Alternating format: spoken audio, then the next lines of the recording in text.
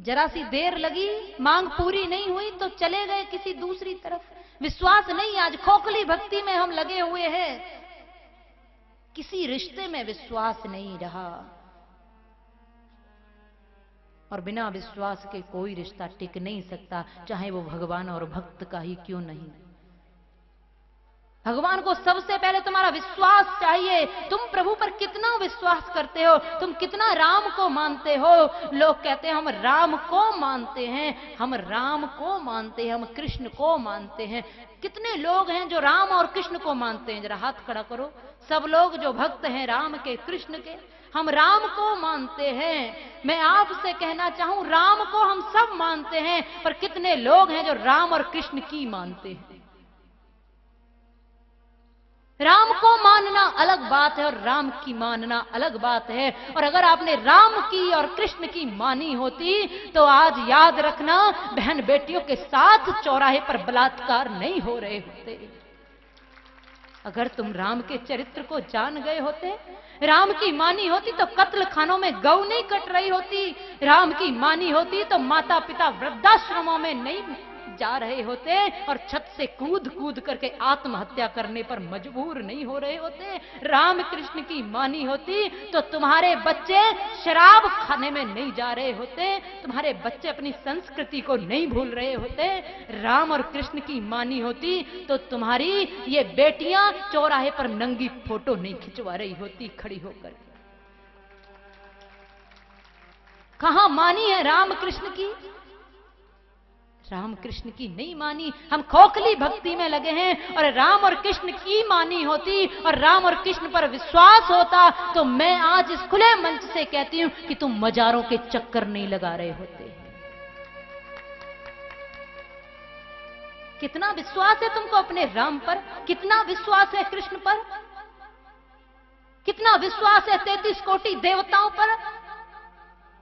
कहां कमी रह जाती है? भगवान में कमी आ गई या तुम्हारी भक्ति में कमी आ गई है?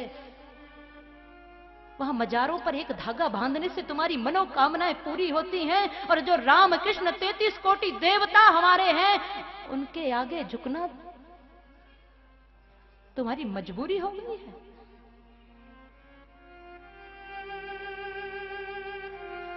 या फिर ऐसा हिसाब लगा लिया कि गंगा गए तो गंगादास और यमुना गए तो यमुनादास। मुझे परेशानी किसी बात से नहीं होती, पर जब देखती हूं मैं कि विश्वास तुम्हारा कम हुआ है, नहीं तो वो लोग मजार से चल के तुम्हारे मंदिरों में क्यों नहीं आ जाते? करवाओ ना उनसे आरती, बुलाओ उनको कथा में और प्रसाद खिला के भेजो।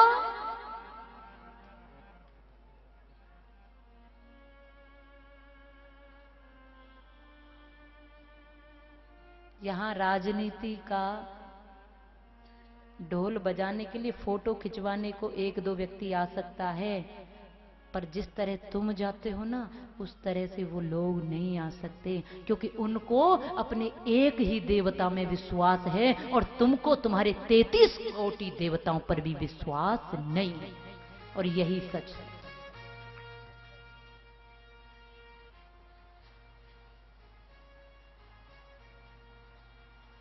तुमने गाया सर्वे भवन्तु सुखिना सर्वे संतु निरामया, तुमने गाया ईश्वर अल्लाह तेरा नाम। ये मंदिरों में गूंजता है कि नहीं गूंजता गीत, ईश्वर अल्लाह तेरा नाम? कभी मस्जिदों में राम का गीत गूंजा देखा है? कभी मस्जिदों में गूंजता है? क्योंकि हम हमेशा जोड़ने का काम करते हैं, हम मानते हैं, हम जोड़ने की दुहाई देते हैं और आपस में टूट कर बैठे हैं, बिखर कर बैठे हैं। संगठित हम 4 लोग एक जगह खड़े नहीं हो सकते और अगर जरूरत पड़ जाए तो तमाशा देखते रह जाते हैं। कैसे राम के भक्त हो? हाथ खड़े करते, हम राम को मानते हैं, हम राम के भक्त हैं। राम ने तजा था राज मात पित के काज, तुम बात मात पित धूल में मिलाते हो। राम ने किरात कौल भील को लगाया गले, तुम उन्हें नीच कहे दूर ठुकराते हो। राम ने रचाया सती सीता हित घोर युद्ध, तुम लाल ललना लुटेरों से लुटवाते हो। एक भी न गुण कर्म राम के प्रकाश, फिर तुम किस व्रते पे भक्त आज राम के कहते हो। किस व्रते पे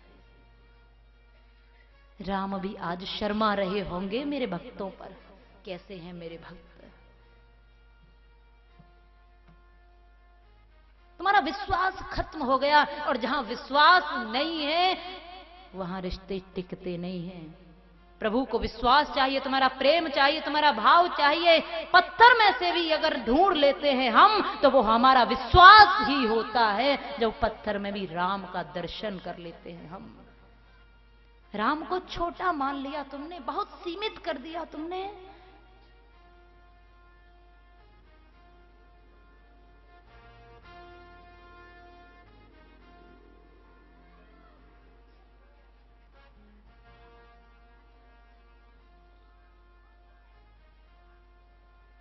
इसलिए ऊपर ऊपर से कथाओं को मत श्रवण करना। अगर आ ही गए हो ना, मैंने पहले ही कहा बैठते ही आ गए हो, तो फिर डूब जाना, पूरे गोता लगा ही लेना।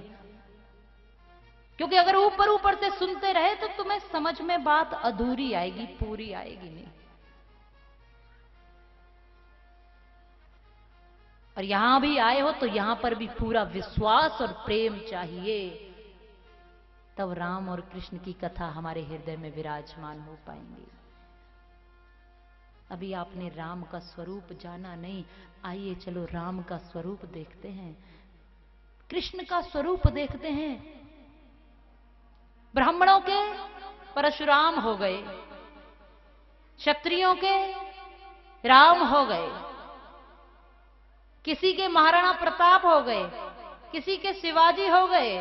सबने बांट लिया, भगवानों को भी बांट दिया, देवताओं को भी बांट दिया। जबकि राम कृष्ण परशुराम अलग कोई नहीं है। उन्होंने अपना पूरा जीवन समाज को एक करने में लगा दिया, और ये समाज है कि उन्हीं के नाम पर बट रहा है।